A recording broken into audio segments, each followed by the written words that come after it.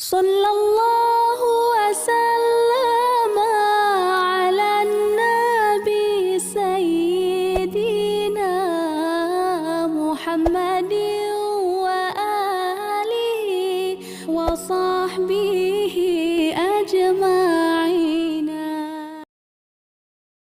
7 sebab mengapa musibah datang bertubi-tubi.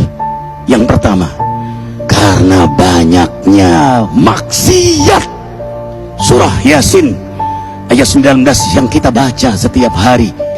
Kemalangan terjadi, musibah terjadi, malapetaka terjadi karena dosa keterlaluan kalian kepada Allah. Yang kedua, karena banyaknya orang berbuat zalim. Dengarkan surah Qasas ayat 59. Kami tidak akan menghancurkan satu daerah kecuali para penduduknya banyak berbuat zalim. Anak durhaka pada orang tua, istri yang berani kepada suaminya, perampok, pembunuhan di mana-mana. Ini mengundang bala bencana. Yang ketiga, mengundang bala bencana karena kelakuan tangan-tangan manusia. Rum 41. Telah tampak kerusakan di daratan dan lautan karena tangan-tangan jahil manusia, agar mereka merasakan akibat perbuatan mereka. Sebagian mereka merasakan akibat perbuatan mereka, agar mereka kembali kepada Allah. Yang keempat, bencana terjadi karena para tokoh melakukan kemaksiatan dan kezaliman. Dengarkan dengan iman, wahai penduduk Indonesia yang mulia, bila kami ingin menghancurkan suatu negeri, kami perintahkan para tokohnya untuk taat kepada Allah, tapi mereka maksiat, tapi mereka berbuat zalim, tapi mereka khianat kepadaku dan kepada makhlukku. Fahaqa alaihil qaul, maka haklah untuk mereka datang bala bencana seperti kaum Ad, kaum Samud, kaum Lut, kaum Nuh. Kami hancurkan sehancur-hancurnya. Siapa tokoh itu? Para pemimpin kita yang sumpah Al-Quran di kepalanya, demi Allah tidak korupsi, lalu korupsi. Siapa lagi? Hartawan, orang-orang kaya yang dengan harta berpoya-poya, sombong, maksiat dengan kekayaannya di tengah orang yang banyak menderita. Siapa lagi? Ulama yang menjual ayat-ayat Allah dengan murah.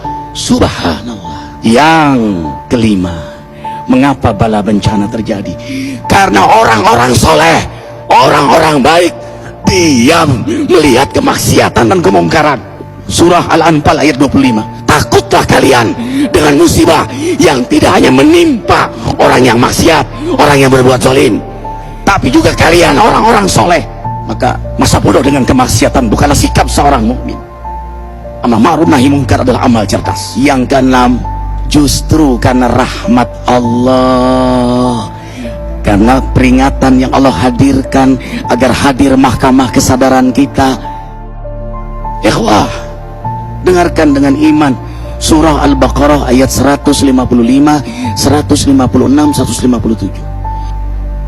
Kami pasti uji kalian dengan sesuatu yang buat kalian takut lapar, takut miskin, takut kematian. Tapi kabarkan berita gembira bagi hamba Allah yang sabar dari semua ujiannya, yang mereka berkata, sesungguhnya kami milik Allah dan sungguhnya kami akan kembali kepada Allah. Yang terakhir, yang ketujuh, ada yang nanya, bagaimana yang maksiat yang selamat? Tenang-tenang saja, yang berbuat zalim malah sukses. Di mana keadilannya? Allah Maha Adil. Dengarkan surah Hud ayat 15-16. Barang siapa mencari kesenangan dunia lalu dia menghalalkan semua cara, apa kata Allah?